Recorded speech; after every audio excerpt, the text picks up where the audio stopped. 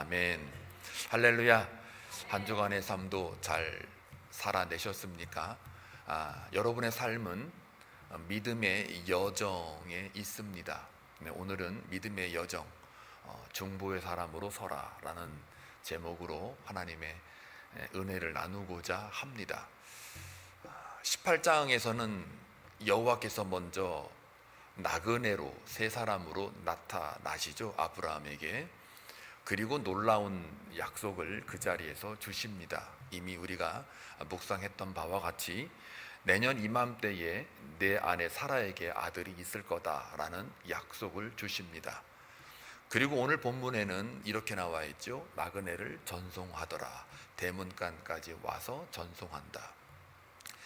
저는 여기에 조금 이상했습니다. 여러분이 만약에 아브라함과 사라였더라면 1년쯤 되면, 그러니까 이맘쯤 되면 아들을 낳을 거다, 그토록 기다렸던 아들이었지 않았습니까? 그러면 굉장히 기쁘고 춤을 추고 그러면서 아이고 감사합니다 이러면서 막 이렇게 어쩔 줄을 모르는 그러한 장면들이 성경에 나와야 되는데요. 그냥 약속은 던지고 그 약속은 아브라함은 들었고, 그리고 이제 그 여호와 그리고 나그네 된 사람들은 이제 아브라함 집으로부터 나오고 아브라함은 따라 나오고, 그냥 거기까지예요. 자, 이거를 볼 때 조금 이상했어요. 웃음이라고 하는 약속은 받았고, 그 다음에 조용히 지금 따라 나와서 결국은 하나님께서 뭐라고 그럽니까? 이제 내가 너에게 뭐래요? 할 말은 하겠다. 그러니까 내가 무슨 일을 할 것인가에 대해서 너에게는 말을 하겠다. 사실 하나님 입장에서는 말을 안 해도 돼요. 혼자 다 하실 수 있으시니까요.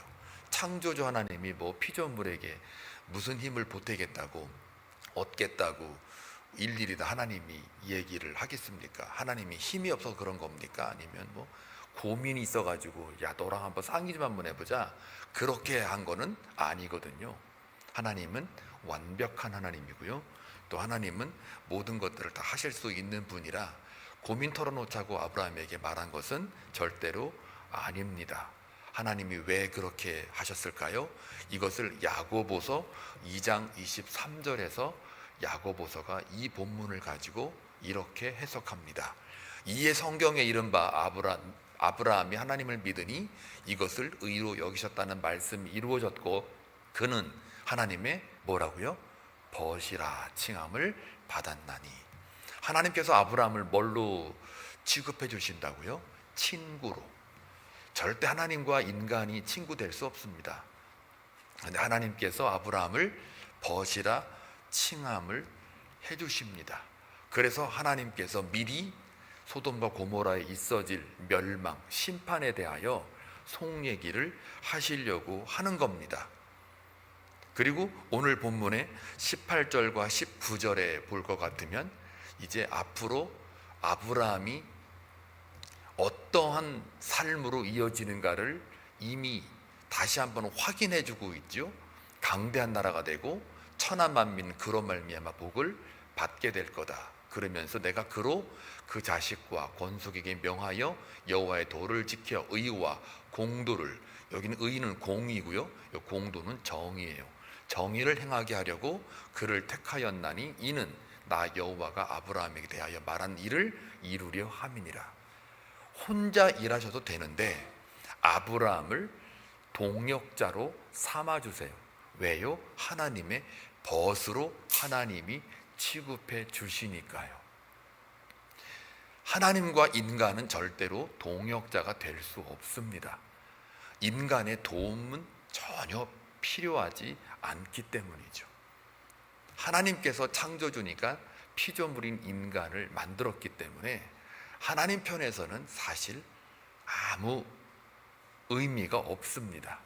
사람을 쓰든 안 쓰든 혼자 다 하실 수 있으나, 지금 오늘 18절 19절을 읽어보고 또 야고보서 2장의 말씀을 읽어본 바와 같이 뭐라는 얘기입니까? 하나님의 언약 안에 있는 자와 함께 하나님이 일하신다는 거죠. 그 언약 안에 있는 자들은 하나님의 벗이라 칭함을 받는다는 겁니다. 그래서 저와 여러분이 예수 그리스도 안에서 구원을 받고 하나님의 자녀가 된 그게 권세입니다. 여러분이 힘이나 어떤 실력이나 탤런트, 재능을 자랑하는 게 아니라 하나님의 권세가 예수 그리스도 안에 있는 우리에게 넘겨졌다라는 겁니다. 그래서 하나님께서 우리를 향하여 벗이라 칭하시고 동역자라고 세워주시는 거예요. 그리고 구체적으로 일하기 위해서 직분을 여러분에게 주신 거예요. 목사로, 장로로, 권사로, 집사로, 안수집사로, 또 거룩한 성도라 부르심으로 여러분과 함께 가겠다는 거예요. 혼자 가면 빨리 갈 수는 있겠죠. 급하게 갈 수는 있겠죠. 그러나 하나님과 같이 가는 이 동행이라고 하는 건 하나님이 책임자라는 겁니다. 우리가 책임지는 게 아닌 거예요.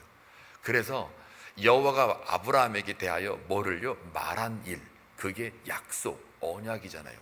그것을 아브라함을 통하여 함께 하나님께서 주도적으로 이루시기 위하여 하나님이 나 이제 소돔 고모라 가서 멸망을 하게 할 거야 라고 질문을 하는 겁니다.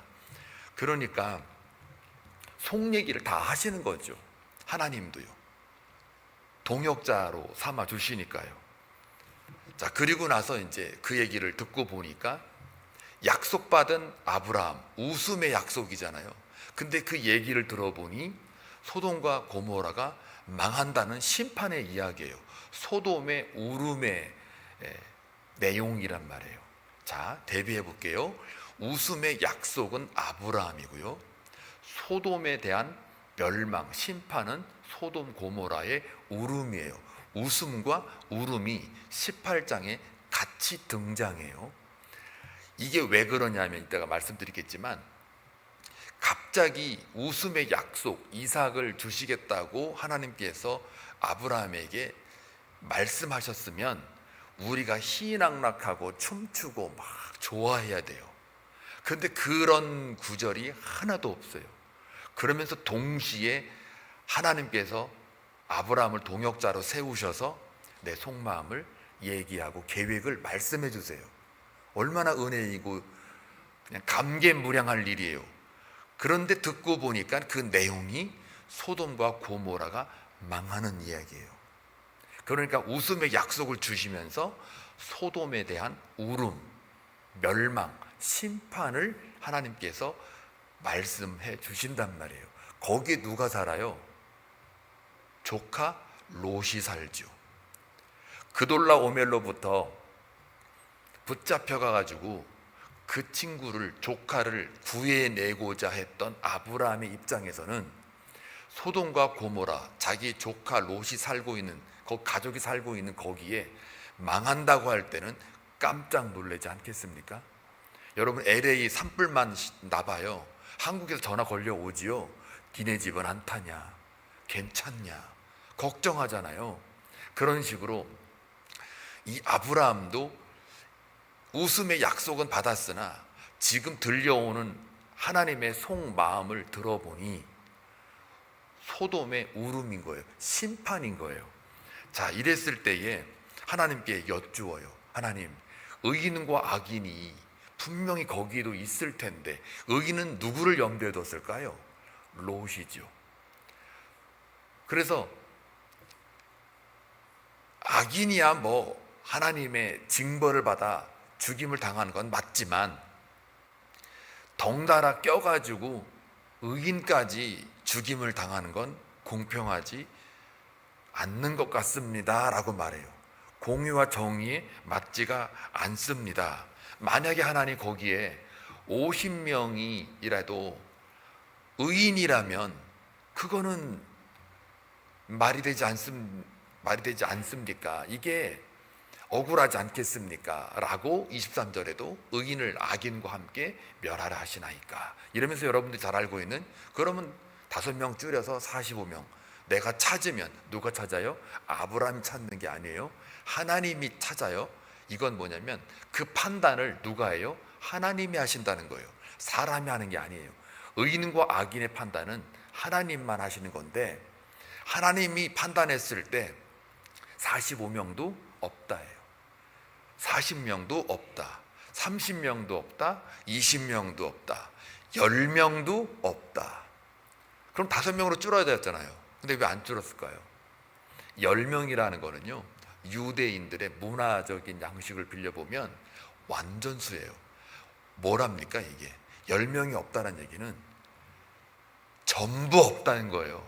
완벽하게 멸망당할 그런 소돔과 고모라다. 그냥 내가 거기에 불로, 유황불로 심판하는 게 그게 하나님의 공의요 정의다라는 말이에요. 10명도 없다라는 말이 그거예요. 인간이 볼 때는 혹시라도 한 명이라도 있으면요 이렇게 나오잖아요. 근데 하나님 보시기에는 이게 완벽하게 멸망당할 수밖에 없는 죄악이 가득한 곳이라고 하나님이 판단하시는 거예요. 하나님은 우리에게도, 여러분에게도 웃음의 약속을 주십니다. 언약 안에서 여러분을 동역자로 세워주십니다. 그러면서도 성경에서 주의 말씀이 무엇이 들려지고 있습니까? 세상이 앞으로 종말을 맞이할 거다, 하나님의 심판이 있을 거다, 다 망한다 라고 성경은 매주 하나님의 말씀을 통해서 계시로서 우리에게 선포하십니다. 선지서, 그 소선지서 12권, 3권의 대선지서 다 읽어보세요. 전부 다 망한다예요. 다 썩었다, 부패했다. 모든 만물들 중에 인간의 마음이 너무 부패해도 부패했다라고 말해요. 그러면서 결과가 뭡니까? 심판이라고 말해요. 우리에게는 하나님께서 웃음의 약속을 주셨음에도 불구하고 아브라함에게 하나님의 계획을 말씀하시는 것처럼 저와 여러분, 하나님의 백성들에게도, 언약 안에 있는 여러분들에게도 오늘도 이 본문을 통해서 또 말씀하는 거예요. 세상에 대하여 내가 멸망을 시키겠다는 거죠. 소돔과 고모라를 내가 가만두지 않겠다라는 거죠. 인간들이, 우리가 볼 때는 그래도 거기에 선한 사람이 있지 않을까요? 그래도 도덕적으로 윤리적으로 성숙한 사람이 있지 않을까요? 라고 우리도 물을 수가 있어요. 근데 하나님은 그 선과 악을 판단하시는데, 여러분, 인간은요 그냥 실존적으로 죄인이에요. 설사 인간이 착한 일을, 선행을 하였다 쳐도 그 선행이요 자기 생색으로 변질될 가능성이 매우 높아요. 선을 행했는데 그 선이 그대로 순수하게 남아있지를 않는다니까요. 왜요? 우리 인간의 본질은 죄 아래에 있기 때문에요. 그냥 은혜가 주어지지 않으면 우리는 살려짐을 받을 수 없는 자들이에요. 사망이 왕노릇하는 이 자리에 있기 때문에 은혜가 왕노릇 안 하면 우리는 그냥 아무리 애를 써도 선을 행하고 도덕과 윤리가 그렇게 높고 수행을 하고 구제하고 봉사를 해도요 결국은 자기 속마음을 들여다보시면 자신이 알 겁니다. 어느 순간에 가서 죄가 있다라는 거, 욕망으로 가득 찼다라는 거, 내 정욕과 내 자랑이 가득가득 채워진다는 것을 알게 될 거예요. 여러분 스스로가 한번 하나님 앞에 순수하게 한번 고백해 보십시오. 여러분의 죄를 한번 폭로해 보시라고요. 내가 얼마나 많은 착한 일을 했다가 아니라 그걸 하는 순간에도 내 마음속에는, 내 깊은 영혼 속에는 죄가 꿈틀거리고 있어요. 그래서 말씀 앞에 서고 은혜 앞에 서면, 특히 거룩과 영광의 하나님 앞에 올바르게 서 있으면요 적나라하게 드러나는 게 우리의 마음의 영혼의 부패예요. 그래서 엄청난 은혜 앞에는 인격적으로 예수를 만난 자들은 그 하나님 존전 앞에 하나님 나는 죄인입니다 라고 밖에는 말을 할 수가 없어요. 자기가 부인되어진다니까요. 그리고 그 죄를 대신 십자가로 보혈의 피로 흘려서 죽임을 당하여 담당하신 그 예수 그리스도의 그 십자가가 그게 얼마나 나에게는 진짜 구원이라는 것을 알게 돼요. 그리고 나서 나를 죽이게 되는 거예요.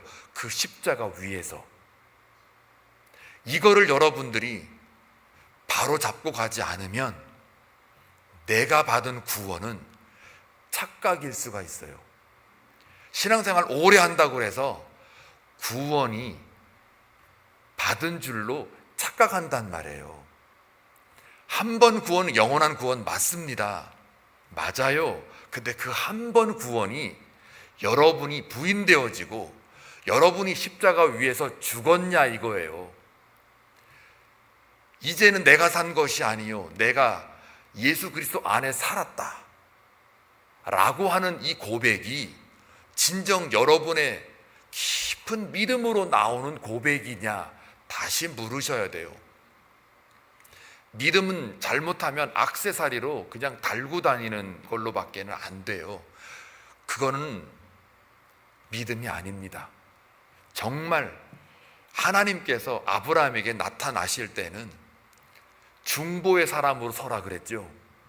바로 이겁니다. 저와 여러분에게 세상이 망할 거야, 곧 주님이 오실 거야, 마라나타. 여러분 좋아하시는 말입니까? 진짜로? 주님 마라나타, 주 예수여 오시옵소서. 말은 그렇게 하는데 진짜 오시면 여러분 감당하시겠어요? 여러분의 죄가 다 폭로될 텐데, 잘못하면은 천국이냐 지옥이냐 이제 판가름이 날 텐데요. 자신 있으세요? 요한계시록에 보면 너희들이 예수 안에서 언약을 이루시는 그 하나님과 함께 나로 인하여 핍박을 받고 박해를 받게 되면, 그 양이 수가 채워지게 되면 내가 곧 다시 오마, 그러면서 잘 이기는 자들, 흰옷 입은 자들이라고 하나님이 칭해 주세요. 그리고 그들을 향하여 하나님께서 생명책에 기록된 자들이라 그러면서 이제 너희들은 둘째 사망이 없다 라고 하며 하나님 우편에 하나님이 품어주신다니까요. 그때 천사장의 나팔 불고 찬송을 부르고 천국 잔치가 열린다니까요. 근데 동시에 옆에서는요 초상집이에요. 초상집. 그래서 주 예수의 오시옵소서라는 그 말이, 그래서 우리가 큰 복이 뭐냐면 내가 하나님 앞에 섰을 때에 너희들에게 담대함으로 하나님께 나아가게 할 거다라는 이 말도 이게 복인 거예요. 그 담대함을 예수 그리스도 안에서 우리에게 주셨다라는 뜻입니다.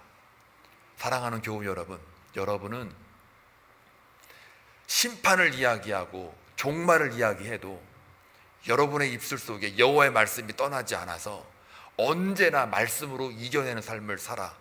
그 말씀 때문에 여러분들이 좀 손해보고, 돈도 손해보고, 건강도 손해보고, 또 관계도 손해보고, 그런 게 있다면 그것 또한 여러분은 박해받은 자예요. 핍박받은 자예요. 의를 위해 핍박받은 자예요. 그런 자들에게 하나님 나라가 너희 것이다, 그 말을 들을 때 여러분들에게 구원의 감격이 있는 줄로 믿습니다.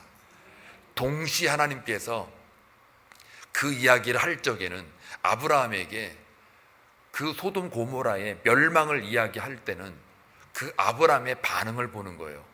웃음의 약속을 받고 울랄랄라 하고 나만 좋아라가 아니라 소돔과 고모라의 멸망을 바라보면서 그 마음을 아파하는 믿음으로 하나님이 부르신단 말이에요. 그러니까 여러분에게도 하나님은 동일한 은혜로 찾아오시는 거예요. 여러분이 오늘 이 말씀을 들었을 때는 세상이 다 소돔과 고모라잖아요. 그러면 그 소돔과 고모라가 하나님께서 아브라함에게 이제 곧 불로 내가 저 지역을 망하게 할 거야. 세상 나라를 내가 망하게 할 거야. 내가 다시 오면 망하게 될 거야.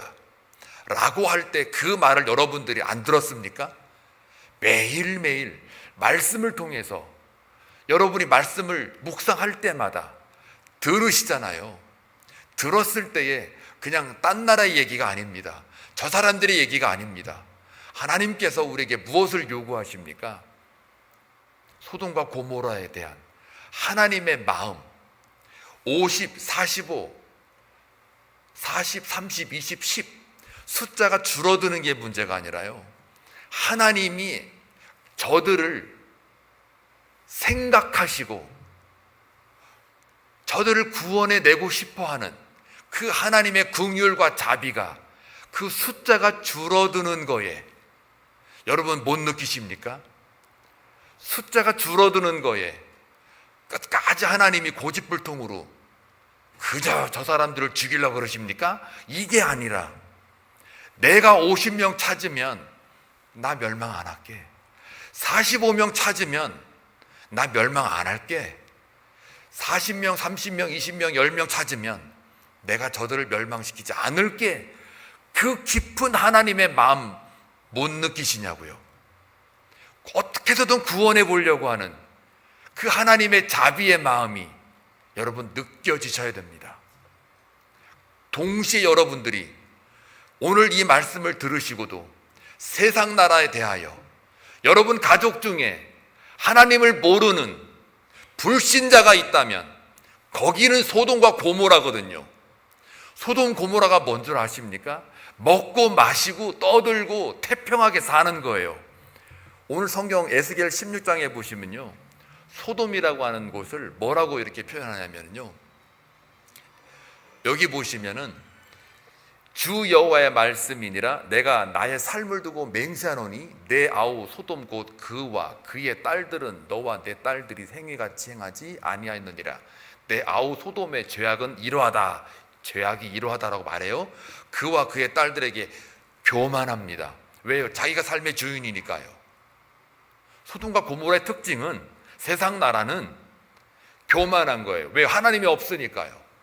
음식물의 풍족함, 먹는 거에 목숨을 걸어요. 그렇다고 여러분 만나는 거 드시지 말라는 게 아닙니다. 육체의 본능에 따라 살지 말라는 거예요.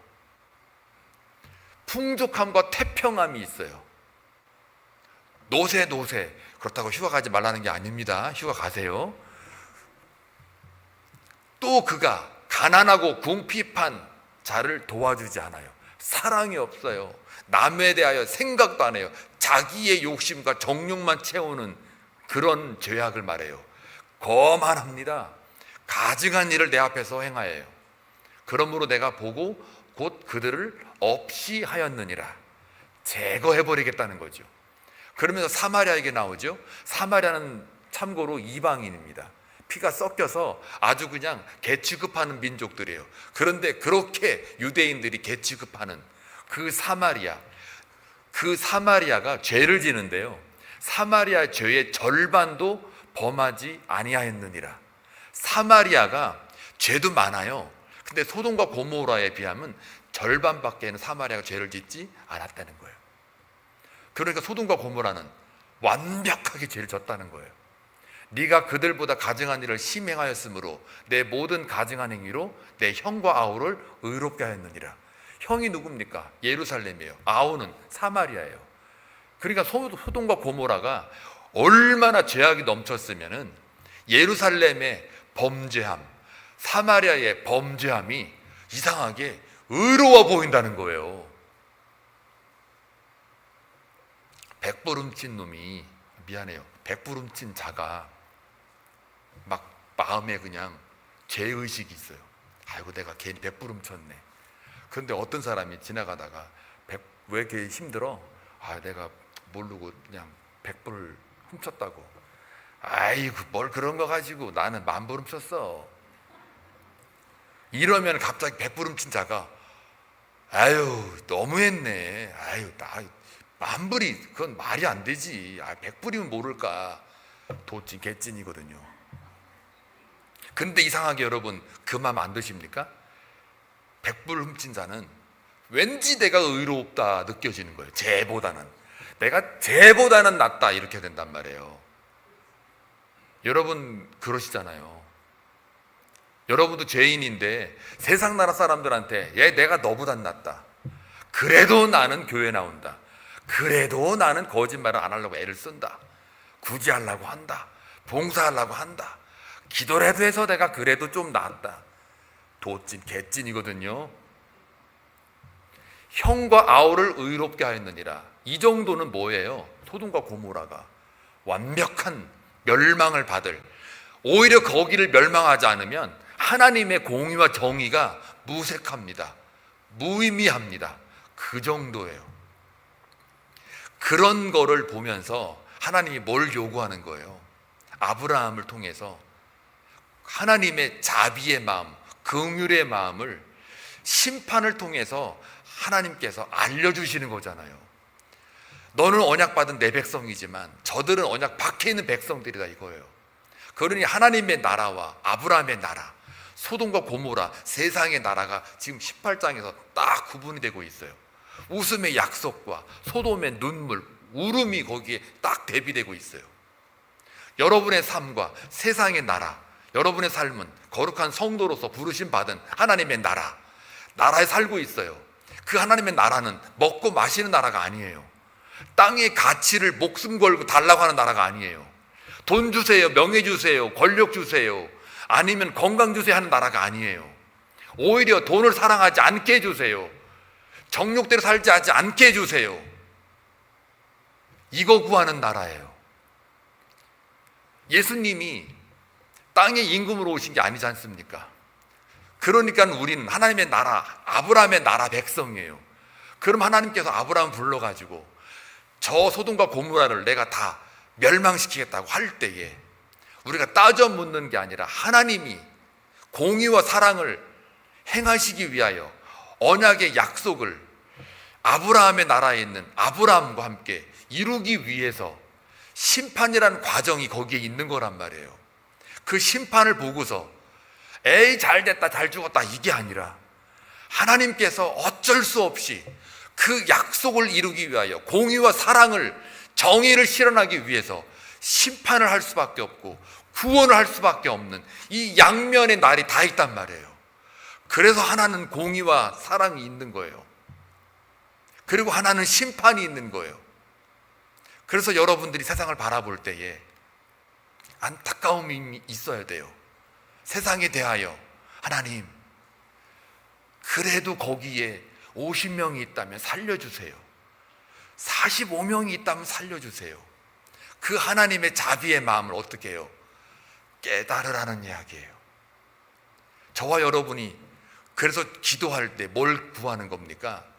이런 아브라함의 중보의 모습을 하고 살아야 된다라는 이야기입니다. 근데 거기에 롯이 있죠. 롯이 의인이에요, 악인이에요? 엄밀히 말하면 죽어 마땅해야 돼요. 그런데 롯은 자기 마음대로 살았어요. 내가 눈에 보이는 대로 선택하며 살았어요. 잘 먹고 잘 사는 걸 선택했어요. 하나님의 나라를 선택하지 않았어요. 그런데 롯이 구원을 받습니다. 아브라함이 롯 좀 살려주세요 라고 막 부르짖었나요? 여기 없어요 그거. 그런데 하나님께서 창세기 19장 29절에 보니까 어떤 말씀이 나오느냐면 한번 띄워봐 주실래요? 하나님께서 아브라함을 생각하사예요. 아브라함을 생각하사. 하나님이 그 지역의 성을 멸하실 때에, 곧 롯이 거주하는 성을 엎으실 때에 하나님이 아브라함을 생각하사 롯을 그 엎으시는 중에서 내보내셨더라. 베드로 후서 2장에 보게 되면 2장 6절에서 8절을 보시게 되면 소돔과 고모라 성을 멸망하기로 정하여 제가 되게 하사 후세에 경건하지 아니할 자들에게 본을 삼으셨으며 무법한 자들의 음란한 행실로 말미암아 고통당하는 의로운 롯을 건지셨으니 이는 의인이 그들 중에 거하여 날마다 저 불법한 행실을 보고 들음으로 그 의로운 심령이 상함이니라. 이게 무슨 말일까요? 롯은 원래 의인이 아닙니다. 그런데 창세기 19장 29절의 말씀과 또한 베드로후서 2장 6절 8절 말씀을 근거해 보면 롯이 소돔에서 양심을 지키려고 고민하고 고통받았대요.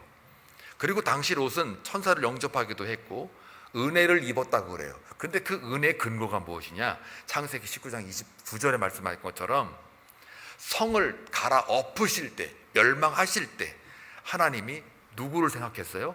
아브라함을 생각하사 그래서 그 롯을 엎으시는 것을 취하하셔요. 하나님께서. 그러니까 롯은 수지 맞은 거죠. 나올 때는 몰랐죠. 그러나 결과적으로 나중에 봤을 때 그 롯이 윤리와 도덕적으로 의인이 아니라 바로 하나님의 은혜가 거기에 입혀졌기 때문에요.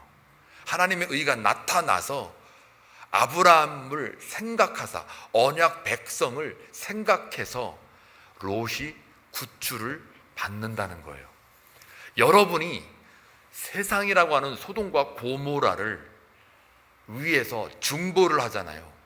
그러면 하나님께서 혹시 아십니까? 은혜를 베푸셔서 여러분의 믿지 않는 남편, 여러분의 믿지 않는 아내, 여러분의 믿지 않는 부모, 형제, 친지들, 친구들, 이웃들, 지인들 다 그들은 소돔과 고모라를 상징한단 말이에요.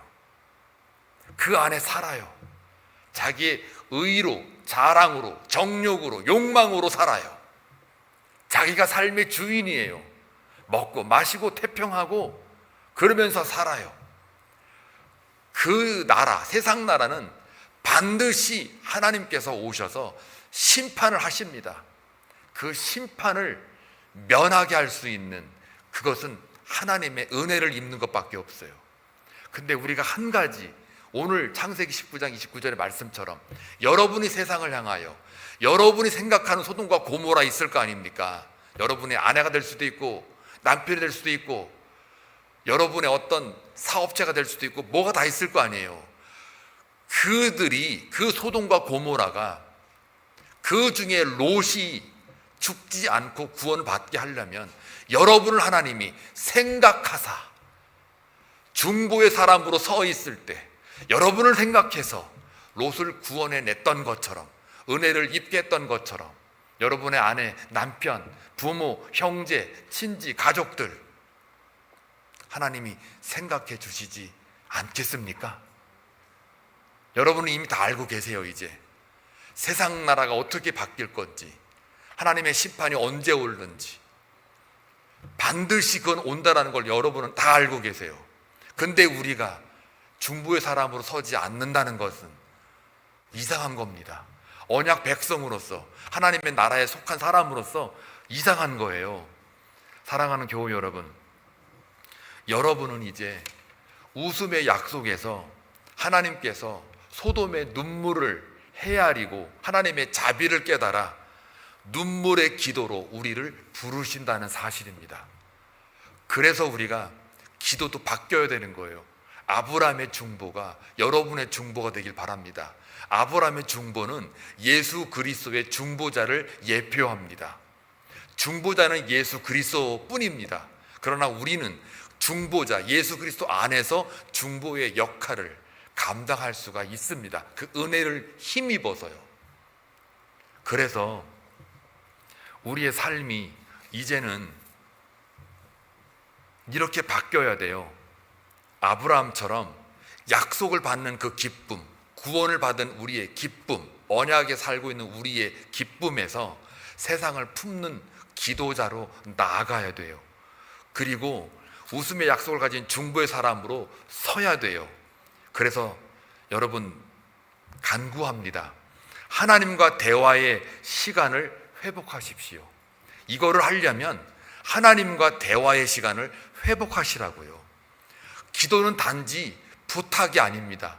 여러분의 어떤 소원을 요청하는 게 아닙니다. 뭐 맡겼습니까? 아니요. 맡기는 자가 아니에요. 우리는 기도는 하나님의 마음을 배우는 자리예요.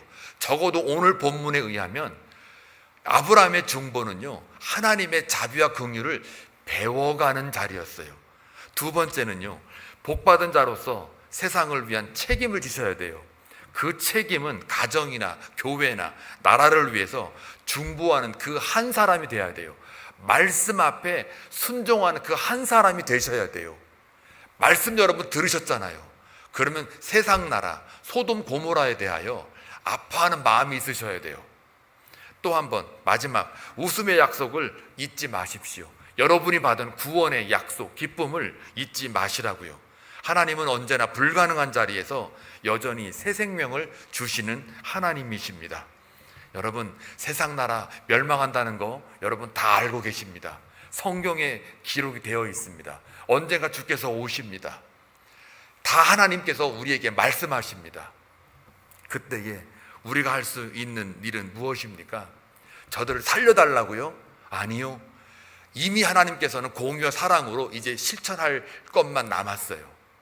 그때에 우리가 롯이 있을 거 아니에요. 하나님의 택함 받은 은혜를 입은 자들이 있을 거 아니에요. 그들을 위하여 우리가 중보의 사람으로 서 있어야 됩니다. 그래서 우리의 기도가 달라져야 돼요. 이제는 돈을 달라, 물질을 달라, 건강을 달라, 명예를 달라, 권력을 달라. 그럴 틈이 있습니까? 없습니까? 없죠. 당장 소돔과 고모라가 지금 곧 불에 타서 없어질 지경에 이르렀는데 거기서 아브라함이 하나님 저 이것 주세요, 저것 주세요 라고 할 수 있겠습니까? 그저 뭐만 나오게 했습니까? 뭐만 할 수 있습니까? 기도를 불쌍히 여겨주십시오. 하나님의 긍휼과 자비를 잊지 말아 주십시오. 저들을 구원해 주십시오 라고 하나님께 맡기는 기도, 이것밖에 우리가 할 수 있는 것은 없어요. 그러니 사랑하는 교회 여러분, 이 한 주간 살아가는 동안 여러분 오늘 본문을 통해서 꼭 기억하십시오. 하나님과 대화의 시간 회복하시고 복받은 자로 세상을 위해서 책임을 지시고 하나님 앞에 중보한 사람이 되셔서 웃음의 약속을 기억하여 여러분이 정말 고귀하고 하나님 앞에 존귀한 자라는 거 기억하시며 살아가시길 주의 이름으로 축원합니다. 기도합니다. 고맙고 자비로우신 아버지 하나님, 감사합니다. 오늘도 주의 말씀을 통해서 우리가 어떠한 삶을 살아야 될지를 가르쳐 주시니 감사합니다. 하나님, 우리가 더 하나님과의 대화의 시간을 회복하게 하시고 복받은 자로 세상을 위한 책임을 지게 하시며 웃음의 약속을 잊지 말고 언제나 새 생명을 주시는 하나님이심을 다시 한번 기억하여 하나님께 중보의 사람으로 서 있는 귀한 은혜가 있게 하여 주옵소서. 예수님의 이름으로 기도하옵나이다. 아멘. 함께 찬송으로 나아갑니다.